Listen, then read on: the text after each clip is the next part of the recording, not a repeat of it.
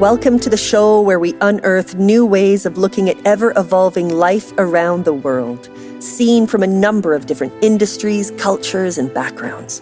But there's one thing that unites everyone I speak to. They all want to do their part to make the world better in their own unique ways. It's a uniting passion. Whether they're from the commercial world, third sector, or public sector, from the global north or the global south, my name is Philippa White, and welcome to TIE Unearthed.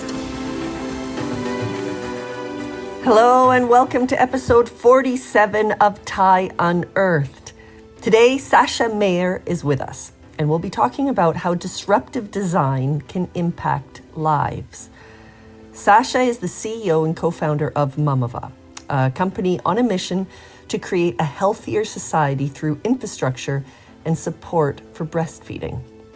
Mayer is a mom of two, now teenage children, but when she was breastfeeding her first, and discovered the challenges mothers face trying to breastfeed after returning to work, she realized she had to do something about it. The story is fantastic. One of, as they call themselves, reluctant entrepreneurs. We hear about how the idea came about, what it looked like at the beginning, and then how it went from an incubated idea at a design studio to a real flourishing company with an exciting future, and then all the bits in between. I, of course, was super interested to understand about the cultural differences and inequalities faced around the US where they are based, and her thoughts on expansion. It's really interesting to hear what she says. A super insightful conversation, so throw on those running shoes or grab that favorite beverage, and here is Sascha. Hi, Sascha. It's lovely to have you with us today. Thank you so much for joining me. Thank you for having me. I'm excited. I am too. Now tell me, where are you? Where are you sitting right now? I am in Burlington, Vermont, and there's still snow on the ground, even though it's March 15th. I do see a lot of sun coming through the window, though, so it looks sunny. Relatively speaking, it's sunny, but maybe probably not compared to where you are today. Yeah, that's true. Yeah, today it is particularly hot, probably sort of close to 30 degrees. So, but I mean, the grass is always greener, right? So, yeah, I can't go snowboarding, which I haven't done since I was 15, which I would really like to do. So I did get to ski this weekend. So I mean, yeah, right. Yeah, exactly. Now, to that point, just tell us a little bit about you and your background and, bring you to life, please, Sure. for our listeners. Yeah, I am the co-founder and CEO of Mamava, and we are a company that's mission is to create a healthier society through infrastructure and support for breastfeeding. And it came about because as a new mom, I wanted to breastfeed my kids, and I worked for a design studio where I also had to travel and go back to work pretty shortly after I had my children at 3 months. And I needed to use a breast pump. And the only place to do that privately, it's a pretty complicated setup when you're using a breast pump, was often a restroom or a bathroom. So essentially making food for a new human in a place which you're supposed to be actually doing the opposite.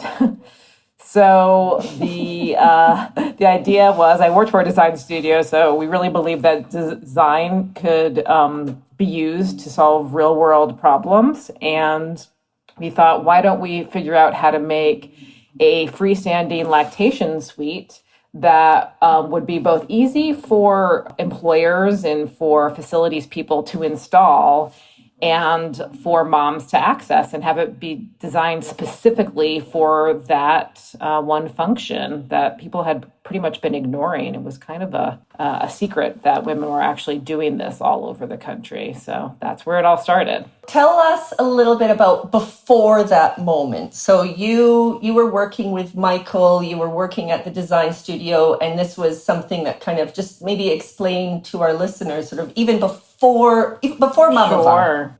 Starting way back, I think I've always been have the activist mindset, wanting to solve problems out in the world. And I went to the University of Vermont, which is based here in Burlington.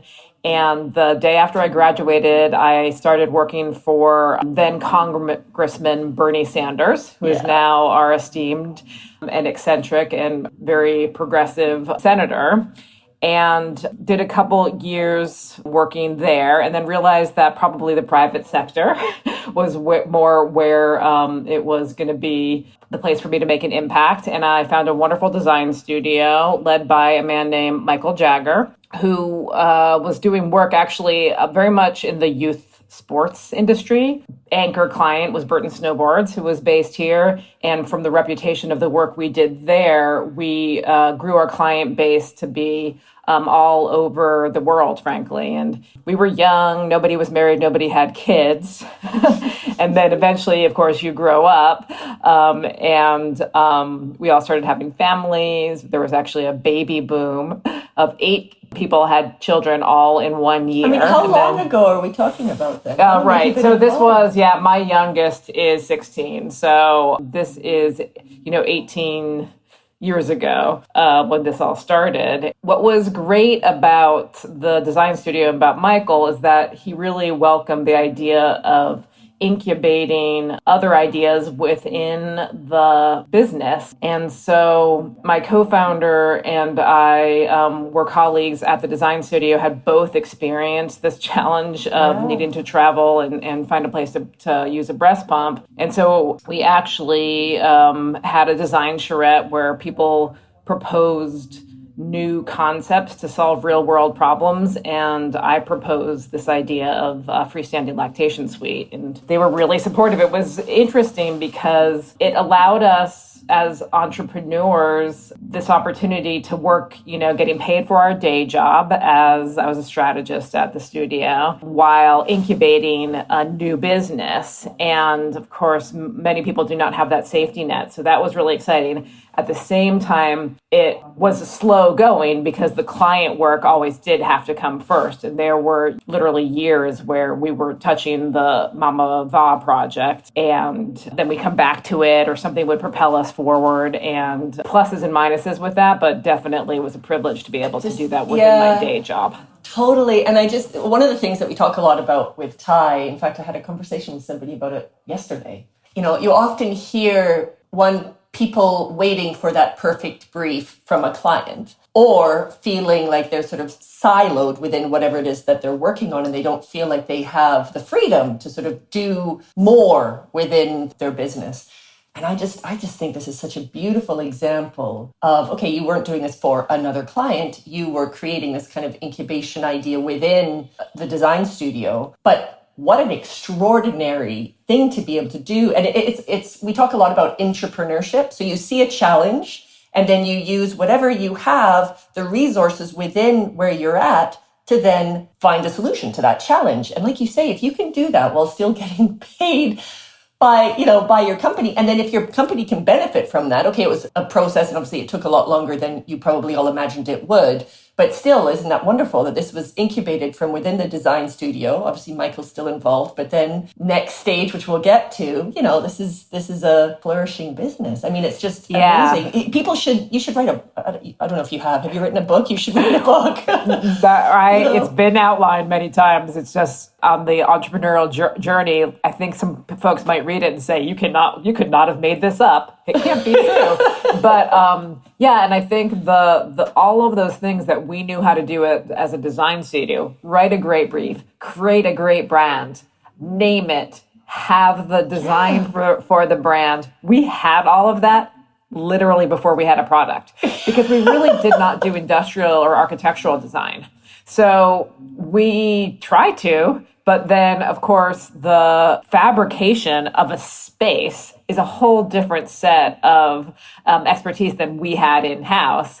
And, ultimately, we took our amazing brief to an external resource who helped to design actually the first product. But that took a while for us to figure out that we couldn't do it on our own. But I do think that the vision we put forward for those people who helped us early on as brand people, as communicators, helped them understand it and get excited about it. So talk to us about that moment, because obviously you had incubated this idea within the design studio. As you said, it took a while because you had to do your day job, and then you'd kind of every once in a while kind of tap into Mamava, and then you sort of get distracted, and then months would pass, and oh shoot, Mamava, and you sort of go back. So what was the catalyst? What was that moment when you suddenly stopped working at the design studio and focused all of your time on Mamava? What happened? Yeah, so a couple of catalysts. The first was, frankly, as I said, the idea kind of came in 2006 and gelled for me when I had my second kid, and I was just, I guess if nobody else is going to solve this, well, I got to figure it out myself. There's sort of the ornery thing. But really it was culture catching up, and the legislation that had been passed in accordance with the Affordable Care Act, otherwise known as Obamacare.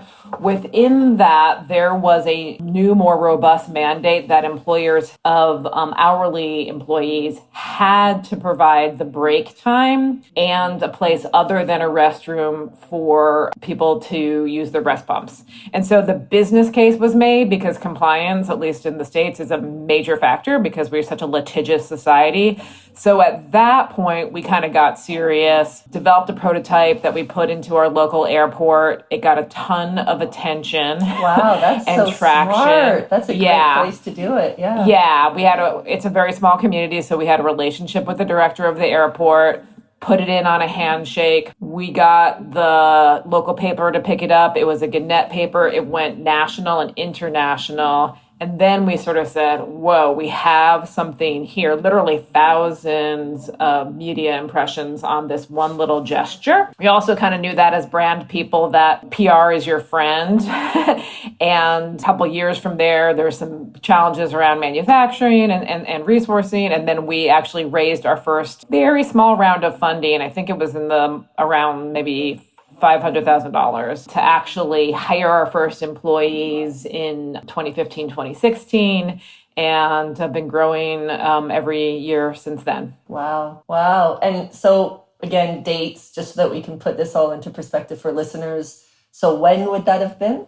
So 2013 was the prototype. 2013, yeah. Still working full-time for the design studio. 2015, we did the seed round of funding, and that's when I left about halfway through that year. And my co-founder, Christine, who was in operations at the design studio and is also our COO at Mamava, she didn't come over, I don't think, till 2017. Oh, so God, kind of wow. bridging, we only had so much money to support the staffing of what we needed to do, and that came later. Yeah. So maybe you can talk now about, because 2017 kind of now starting to really build the team, obviously 2018, then, the pandemic has been within all of that time as well. But talk to us just what it looks like now, how you see the company, but also your role in society. I love how you talk about, your motto, nursing should be a right, not a privilege. I think the cultural aspect, is really interesting, which was, you talked about that from when you set it up, even at the beginning, was also a big driver. Maybe you can just sort of talk to us about that element of what you're doing and how you see Mamava. Sure. That was a key factor for me because we had experienced this baby boom at the design studio. And for instance, I had a colleague who worked in reception, and she had a child 2 weeks after me. And even though the employer was supportive, it was just kind of balancing, leaving the reception desk in order to go and use a breast pump, somewhere private, whereas I had my own office where I could close the door. And, I would offer to cover her, but I was already taking my breaks to use my breast pump, and just seeing that basically it was unsustainable for her because she did not have the infrastructure and support to do it. And I was able to keep on plugging away at it. And, I even saw the outcomes. Who knows about these things? But my kid had a lot fewer days sick in daycare, ear infections, those kinds of things. And I have to think that perhaps, we were seeing the benefits of it in real time. So, of course, I knew this was happening everywhere. My husband is a middle school teacher, and all of those colleagues he had were also not able to take that break time or have any, privacy in the school environment.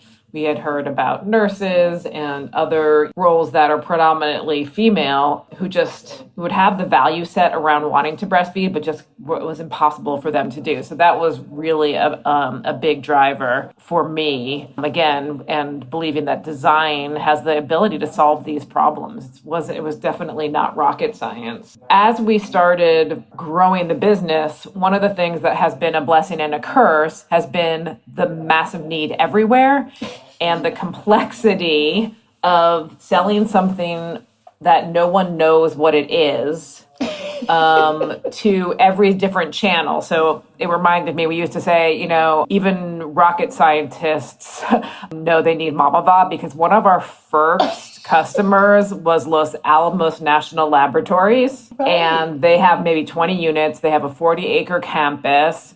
And it was a very funny sale because we couldn't install it and they couldn't really tell us anything about where it was going.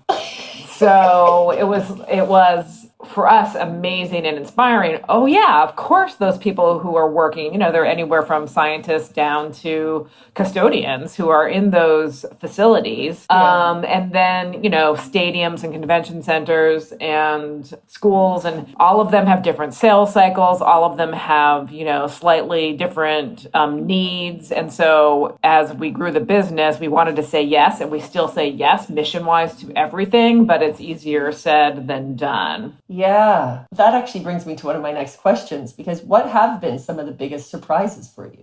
One of the biggest surprises, more as a business owner and CEO, has really been about the energy it takes to care for your colleagues and coworkers. We talk about that, emotional energy that women often take on.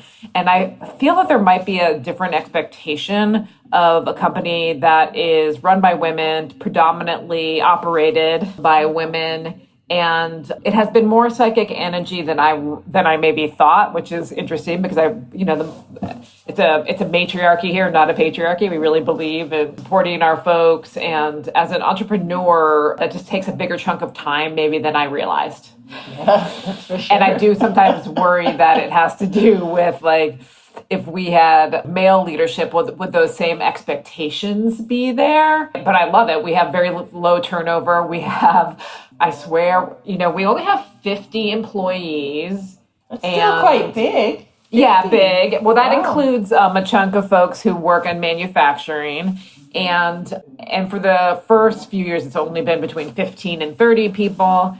And we have about 4 babies born a year to colleagues. It's a baby boom type of place. Yeah, so it's great. And so we give, obviously, in the U.S., it's a big deal because we pay 100% for parental leave for men and women. And it's interesting. As a small company, if you have 4 people that are gone for that leave, you're kind of putting our money where our mouth is. But also so beautiful to see that people are still, growing families, and, we have product users, which is what we need, and models who work and put our website images and our collateral images. So we're really lucky in that way. Talk to us just, I'm just curious about, this is very much focused on the U.S. rather than other countries. And I'm just interested to know culturally within the US, and also kind of why you aren't going externally, but also just within the US,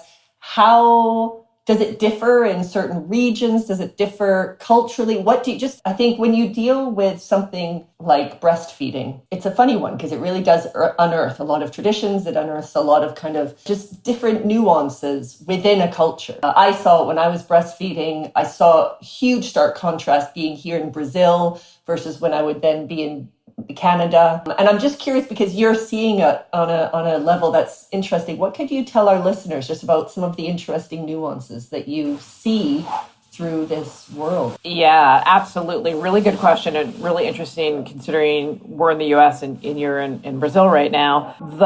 It was very deliberate. We knew that this is a complicated cultural conversation per culture, and sometimes even for instance, in the States, right? We have very high rates of breastfeeding in Vermont and very low in Mississippi, for instance. And we wanted to always come from a non-judgmental place, because we understand that everybody has different circumstances, may have different abilities, babies need different things, parents need different things. And we never wanted to say that we could come into another culture and say that we could interpret it on their behalf. And cultures are so different across the world. If you're in Scandinavia and you have 2 years off, there's kind of very little need for pumping locations, for instance. Also, just on a practical level, as a new business, biting off more than you can chew to go into international, that wasn't going to be the smart thing to do. But, early on, the social media is porous, right? And the idea gets out there. We had a number of units, we still do, in Miami, so that a lot of those people are going to, Latin America or elsewhere around the world, and would see the product and sometimes push back and on social media and say you're trying to hide breastfeeding or put breastfeeding people in a box. And it was really their interpretation, because they might be coming from a culture where the dynamics around objectification in Brazil and what the body does, a woman's body, and what it's used for is very different. Similarly, you might think of France, where they actually have pretty low rates of breastfeeding as well, because there's a different idea of what a woman's body is in her control and her command, and maybe getting back to a place where it's, functioning to do other things that's more important than breastfeeding. So that's been interesting for us to navigate. And the great thing is, one, the conversation has evolved. Like, we're out there enough. The conversation about lactation support is out there enough that people don't push back. And the mothers or parents themselves actually do sort of the policing in those conversations.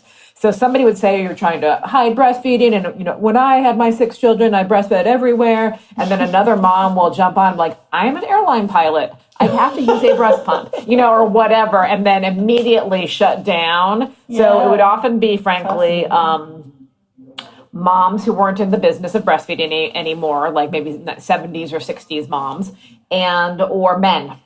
And immediately, of course, when somebody who actually hasn't breastfed before comments, they usually get shut down. I think they want to be woke by saying, why do women need to be hidden away? But they actually don't understand the functional logistics of plugging something in. And yeah, exactly. Like, one thing is breastfeeding. I mean, I remember, it's quite funny, maybe this is too graphic for a podcast, but anyway, I'm going to say it anyway. I remember being at an eye doctor's appointment for my daughter because she had funny eye issues when she was just born.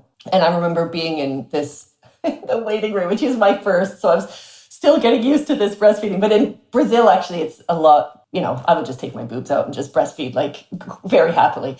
But then, she took her mouth off and suddenly, like, milk was spurting to the head of somebody who was sitting in front of me, It's kind of, oh my God, that's so embarrassing. That kind of stuff is, but I'm sorry, but like the breast pump and having that, you're not going to be sitting at your desk at work with a, it's awful. It's like the most, you just feel like a cow, actually. And it's just a lot nicer to just be able to be somewhere closed off. And actually, interestingly, in Brazil, I don't know if you know this, but in all of the shopping centers and the airports, there is a family room. And there's really nice, beautiful chairs. I mean, it's really posh, like really nice chairs.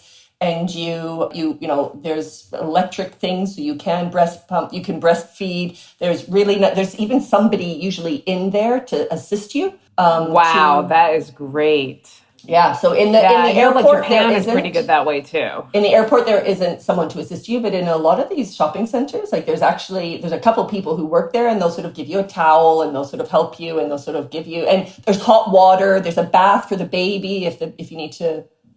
Wow, that's ideal. I know. Yeah, for us, it's sort of a patchwork. I always say, the mission is infrastructure and support to make society healthier, but the vision is lactation spaces anywhere a woman might go, and it's not necessarily our pods. Like, the ideal, it would be what you're describing in Brazil, like the running water and the attendant and everything you might need. Maybe that's step 2 for your business plan. Yeah, we're working on some concepts like that, but because it's treating these women as human beings, and I think that's the thing. Yeah. I think when we're looking at the corporate world, for example, I mean, okay, we've got the maternal wall, and we've got all of these challenges, even just having children, and the sort of the logistics and the juggling, and that's a whole other conversation, but something that businesses really need to kind of wake up and realize, because I know so many of my good friends who aren't working because they had children, which in my mind just seems crazy because they just need to work for companies that understand that a bit of flexibility is all that's needed, and you're not going to have such a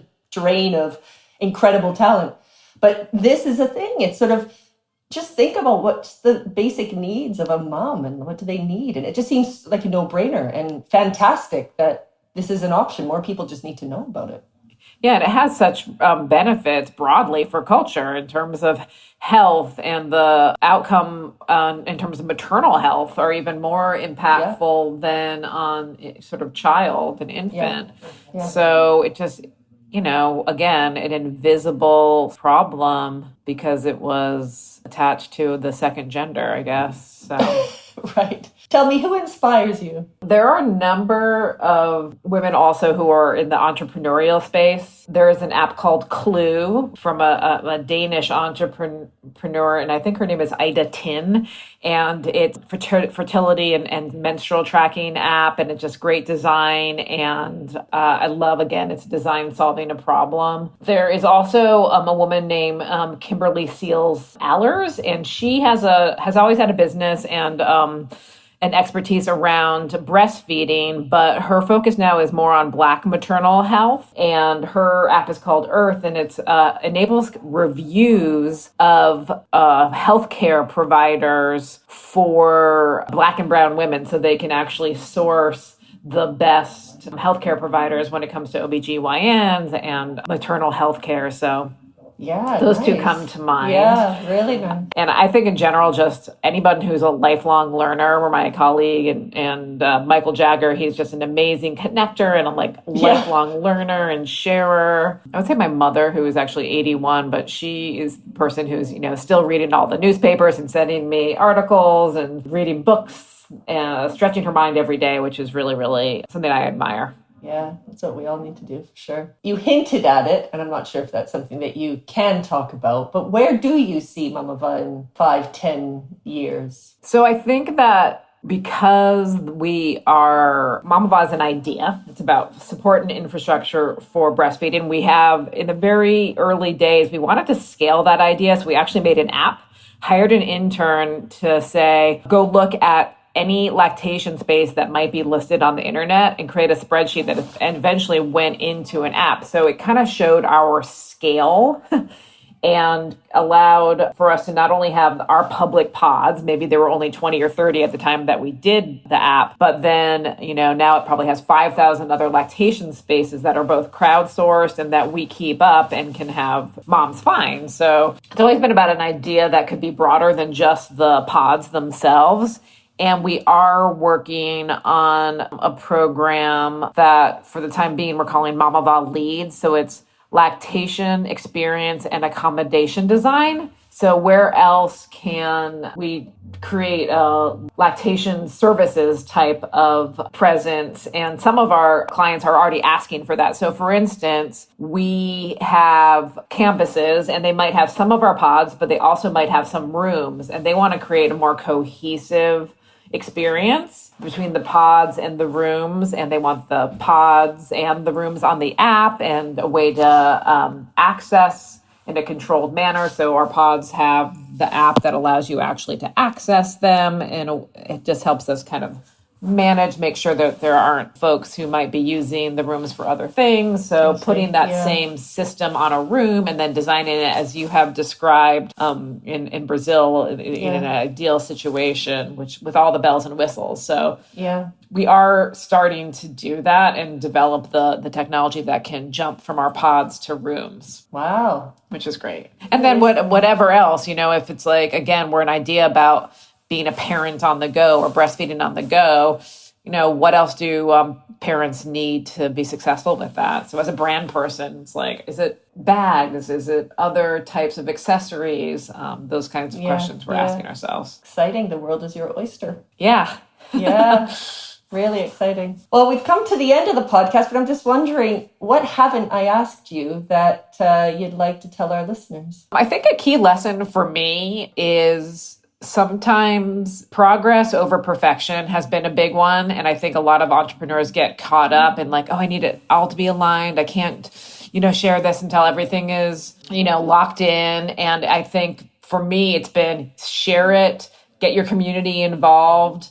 It will build momentum in that way. That's a big one to remind people of. And I think sometimes also we sometimes call ourselves the reluctant entrepreneurs, because there's been a bit about an orneriness, which is like, well, if no one else is going to solve the problem, I guess we have to, which is probably not the best attitude. But, my sister had kids 10 years after I did, and she was still grappling with the same problems. And that was a big motivator for me to, leave the design studio and actually do this. Yeah. The fact that no one else, honestly, if somebody else had figured this out, I'd be like, great, I got plenty of other things I want to do with my life. But if you have that thing that you just know is a problem to be solved, then go after it, because no one else is probably... What's the Maya Angelou quote? We are the ones we've been waiting for. Yeah. I think about that a lot. So I'm sure a lot of people knowing more about your story and you and your team members being behind it are no doubt very grateful, because that's the thing. It does take people who have struggled with something to actually make something happen. And I think that's a really good takeaway for everyone. It's one, don't wait until it's perfect. But also, if you're feeling something, you're probably not the only one. There's probably a lot of other people who are feeling it too. And if it hasn't been sorted out, you're doing the world a favor. Do it. Yeah. There's a lot of people that need you. So, Well, thank you for your time. Thank you so much for having this chat with me. I'm excited to get this out. I'm guessing for people to get in touch, if, they're looking for this, would just simply be your website, I'm thinking. Yeah. Sure. All of the information and access points are on there. Yeah. Well, Sascha, thank you so much. Thanks for all the good work that you do too, and for putting this platform out there for people to tell their stories. Yeah, it's great. Well, until next time. Thanks. Hey everyone, this is Philippa again. I hope you enjoyed listening. Now this is your chance to get involved with TIE. If you work in the commercial world, whatever your profession, your position, or your experience, then TIE could be for you. You may have been in business for decades, but have always felt there's another way. Or you may just have a few years experience, but want to do more. Equally, if you want to create game-changing employees and see your company impact the world, we've got you covered. TIE has never been more necessary than right now, and you can be a part of it. Reach out to me at philippa@theinternationalexchange.co.uk and I can tell you more. Or join the TIE Accelerator info session for more information. apply.tieaccelerator.com. Better leaders, better companies, better world. I'm your host, Philippa White. This podcast has been co-produced by Berna Vieira and me, music by Berna Vieira, and artwork by Kelps Vahais. I hope we'll meet again soon.